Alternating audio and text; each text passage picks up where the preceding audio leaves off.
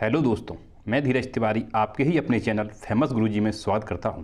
दोस्तों, हम आप लोगों के लिए पिछले एक हफ्ता से कोई भी वीडियो अपलोड नहीं कर सके क्योंकि दोस्तों कुछ टेंशन या कुछ समस्या होने के कारण दोस्तों हम आप लोगों के लिए वीडियो नहीं ला सके। अब दोस्तों हम आप लोगों के लिए डेली 1 या 2 वीडियो निश्चित ही लाएंगे। तो दोस्तों हम आप लोगों को आज संविधान विधिवत तरीका से जो क्वेश्चन हर हाल में वनडे एग्जाम में पूछे ही जाते हैं, आपको ये क्वेश्चन जरूर देख कर ही जाने हैं। तो हम आपको पूरा संविधान दोस्तों पीडीएफ के माध्यम से पढ़ाने का प्रयास करेंगे। दोस्तों आप हमारे इस वीडियो को जरूर देखना। आइए दोस्तों बात करते हैं बिना कुछ समय गंवाए हुए।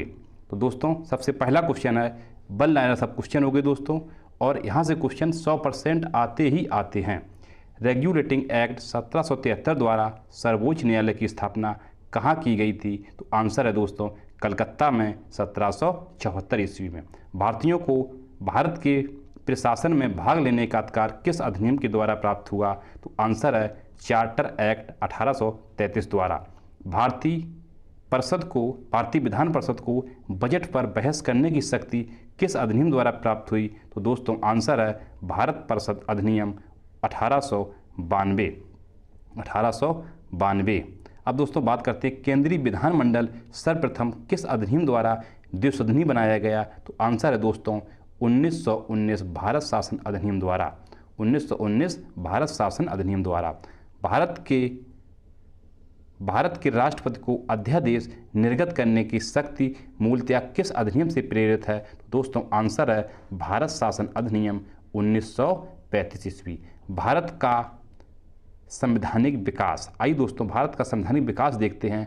सबसे पहले ईस्ट इंडिया कंपनी के अंतर्गत और नंबर 2 ब्रिटिश क्राउन के अंतर्गत। तो ईस्ट इंडिया कंपनी दोस्तों इन डेटों को हमको बहुत अच्छी तरीक़ा से याद करना है क्योंकि यहाँ डेट बहुत एग्जाम में पूछी जाती हैं। तो रेगुलेटिंग एक्ट 1773 ईस्वी, पिट्स इंडिया एक्ट 1784 ईस्वी, चार्टर एक्ट 1793। दोस्तों चार्टर एक्ट हर 20 साल बाद ब्रिटिश सरकार लाई थी। Charter act 1813, charter act 1833, charter act 1853। अब दोस्तों इधर देखते हैं ब्रिटिश क्राउन के अंतर्गत भारत शासन अधिनियम 1858, भारत परिषद अधिनियम 1861, भारत परिषद अधिनियम 1892, भारत परिषद अधिनियम 1909, भारत शासन अधिनियम 1919, भारत शासन अधिनियम 1935 और भारत स्वतंत्रता अधिनियम 1947। आइए दोस्तों बात करते हैं नेक्स्ट क्वेश्चन की। केंद्र में द्वैध शासन व्यवस्था या डायरेक्टरी सिस्टम किस अधिनियम के द्वारा लागू किया गया? तो आंसर है भारत शासन अधिनियम 1935। ब्रिटिश भारत में किस अधिनियम में संघीय शासन का प्रभाव संघीय शासन का प्रभाव था? तो आंसर है भारत शासन अधिनियम 1935। भारत शासन अधिनियम 1935। आइए दोस्तों बात करते हैं नेक्स्ट क्वेश्चन की। अखिल भारतीय संघ स्थापित करने का प्रावधान किस अधिनियम से किया गया था? तो भारत शासन अधिनियम 1935। भारत के संविधान में केंद्र और राज्यों के मध्य किया गया शक्तियों का विभाजन भारत सरकार अधिनियम 1935 पर आधारित है। एक निर्वाचित संविधान सभा द्वारा भारत के संविधान को निर्णय करने का प्रस्ताव किसके द्वारा किया गया? तो आंसर है दोस्तों क्रिप्स मिशन द्वारा। भारतीय संविधान सभा का गठन किसके अंतर्गत किया गया था? तो आंसर है कैबिनेट मिशन 1946 के अंतर्गत। दोस्तों एक बार आप केवल वीडियो को देख लेना, आपको 1 लाइन क्वेश्चन बिल्कुल कंप्लीट हो जाएंगे। कैबिनेट मिशन द्वारा प्रस्तुत योजना के अनुसार संविधान सभा में प्रांतों से प्रतिनिधियों का निर्वाचन किस अनुपात में था? 10 लाख की जनसंख्या पर 1 सदस्य। भारतीय संविधान का निर्माण करने वाली संविधान सभा सदस्यों द्वारा चुनाव किसके द्वारा किया गया था? तो विभिन्न प्रांतों की विधानसभाओं के द्वारा। आइए दोस्तों देखते हैं अंतरिम सरकार वर्ष 1946 में। स्वतंत्रता के बाद दोस्तों अलग मंत्रिमंडल बनाया गया था, लेकिन स्वतंत्रता के पहले दोस्तों अंतरिम सरकार जिसे हम बोलते हैं 1946 में मंत्रिमंडल का गठन किया गया था। आइए देखते हैं। जवाहरलाल नेहरू को दिया गया था राष्ट्रमंडल संबंध तथा विदेश कारोबार। सरदार वल्लभ भाई पटेल गृह एवं सूचना प्रसारण मंत्री। डॉक्टर राजेंद्र प्रसाद खाद्य एवं कृषि। जान मथाई उद्योग एवं नागरिक आपूर्ति। जगजीवन राम श्रम। सरदार वल्लभ भाई सिंह रक्षा। लियाकत अली खां वित्त और सी राजगोपालाचारी शिक्षा एवं कला मंत्री। दोस्तों ये 8 हैं, आपको आठों बहुत सही से याद रखने हैं क्योंकि अंतरिम सरकार 1946 के माध्यम से यहाँ से क्वेश्चन निश्चित ही पूछे जाते हैं। आइए दोस्तों देखते हैं इसमें क्या दिया। भारत शासन अधिनियम 1919 की समीक्षा करने के लिए वर्ष 1927 में साइमन कमीशन का गठन किया गया था। दोस्तों बहुत ही इंपॉर्टेंट है, एनसीईआरटी का पूरा सार है क्योंकि इसमें लिखा भी है। आइए दोस्तों अब देखते हैं नेक्स्ट, भारत की संविधान सभा की पहली बैठक कब हुई थी। यहाँ से क्वेश्चन बहुत आता है, तो आंसर होगा 9 दिसंबर 1946 को। भारतीय संविधान का प्रथम प्रारूप सर BN राव द्वारा तैयार किया गया था। संविधान का स्थायी अध्यक्ष किसे चुना गया था, तो आंसर है डॉक्टर राजेंद्र प्रसाद। संविधान सभा में पंडित नेहरू द्वारा उद्देश्य प्रस्ताव कब प्रस्तुत किया गया था, तो 13 दिसंबर 1946। नेहरू द्वारा प्रस्तुत उद्देश्य प्रस्ताव संविधान सभा में कब स्वीकृत था, 22 जनवरी 1947। भारतीय संविधान के निर्माण काल में संविधान सभा के कुल कितने अधिवेशन हुए थे, आंसर है दोस्तों 12। भारतीय संविधान के निर्माण में संविधान सभा को कुल कितना समय लगा, 2 वर्ष 11 महीने 18 दिन। भारतीय संविधान के संवैधानिक सलाहकार कौन थे, आंसर है सर BN राव। भारत की संविधान सभा में वर्तमान रूप में राष्ट्रीय ध्वज को कब अपनाया गया, दोस्तों याद रखना बहुत इंपॉर्टेंट क्वेश्चन है, 22 जुलाई 1947 को। नोट, संविधान सभा की प्रथम बैठक की अध्यक्षता डॉक्टर सच्चिदानंद सिन्हा ने की थी जो कि अस्थायी सदस्य थे। भारतीय संविधान कब स्वीकृत किया गया, तो 26 नवंबर 1949। या स्वीकृत किया गया या अंगीकृत किया गया। भारतीय संविधान कब लागू किया गया, तो 26 जनवरी 1950। 26 जनवरी 1950। संविधान सभा, आइए दोस्तों देखते हैं संविधान सभा में कि 9 दिसंबर 1946 को संविधान सभा की प्रथम बैठक हुई जिसमें डॉक्टर सच्चिदानंद सिन्हा को अस्थायी अध्यक्ष तथा 11 दिसंबर 1946 को डॉक्टर राजेंद्र प्रसाद को स्थायी अध्यक्ष चुना गया। संविधान निर्माण का प्रारंभ 13 दिसंबर 1946 को PT जवाहरलाल नेहरू द्वारा प्रस्तुत उद्देश्य प्रस्ताव में हुआ जिसमें 22 जनवरी 1947 को सर्वसम्मति से स्वीकार कर लिया गया और 26 नवंबर 1949 को भारतीय संविधान अंगीकृत या एडॉप्ट किया गया, जबकि 26 जनवरी 1950 को पूर्णतया लागू या एक्सिक्यूट किया गया। भारतीय संविधान 2 भाषाओं हिंदी तथा अंग्रेजी में लिखा गया था और सभी सदस्यों ने इन दोनों प्रतियों पर हस्ताक्षर किए थे। आइए दोस्तों नेक्स्ट देखते हैं। नेक्स्ट क्या दिया है कि 26 नवंबर 1949 को भारतीय संविधान किसके द्वारा अधिनियमित किया गया, तो भारतीय संविधान सभा द्वारा। जन गण मन को भारत के राष्ट्रगान के रूप में कब अपनाया गया, तो आंसर है 24 जनवरी 1950। भारत सरकार द्वारा अशोक स्तंभ को राष्ट्रीय चिन्ह के रूप में अंगीकृत किया गया 26 नवंबर 1950। दोस्तों यहाँ से क्वेश्चन हर हाल में ही आते हैं, ये एनसीईआरटी का एक तरीका से सार है। संविधान सभा के सलाहकार समिति, दोस्तों यहाँ पर हम पढ़ चुके इसको, आइए देखते हैं। संविधान सभा की सलाहकार समिति के अध्यक्ष सरदार वल्लभ भाई पटेल थे। संविधान सभा की झंडा समिति के अध्यक्ष डॉक्टर राजेंद्र प्रसाद थे।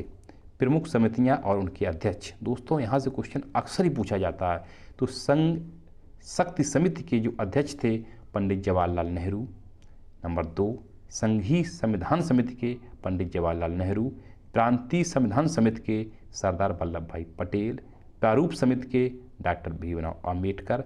मौलिक अधिकारों एवं अल्पसंख्यकों संबंधी परामर्श समिति के सरदार वल्लभ भाई पटेल। प्रक्रिया नियम समिति के डॉक्टर राजेंद्र प्रसाद।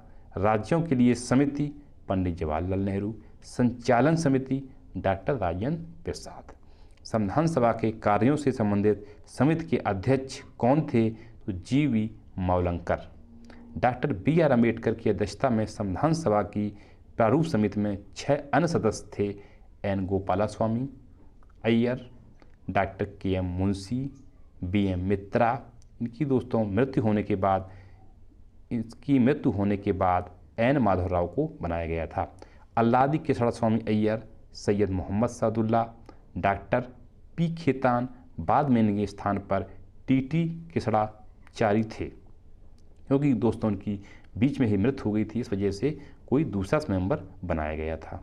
संविधान सभा ने डॉक्टर बी.आर. अम्बेडकर की अध्यक्षता में प्रारूप समिति का गठन कब किया? तो आपको याद रखना है 29 अगस्त 1947। Doctor B R. अम्बेडकर का संविधान सभा में निर्वाचन किस प्रेसिडेंसी में हुआ था? तो बम्बई प्रेसिडेंसी में किया गया था और सभी सदस्यों ने इन प्रतियों पर हस्ताक्षर भी किए थे। आइए दोस्तों अब देखते हैं नेक्स्ट।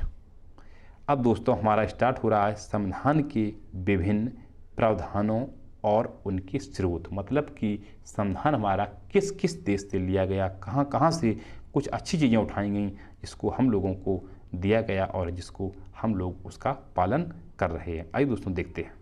भारतीय संविधान में मौलिक कर्तव्यों का विचार किस देश के संविधान से लिया गया? तो आंसर है दोस्तों रूस के संविधान से। मौलिक कर्तव्य दोस्तों कितने हैं? 11।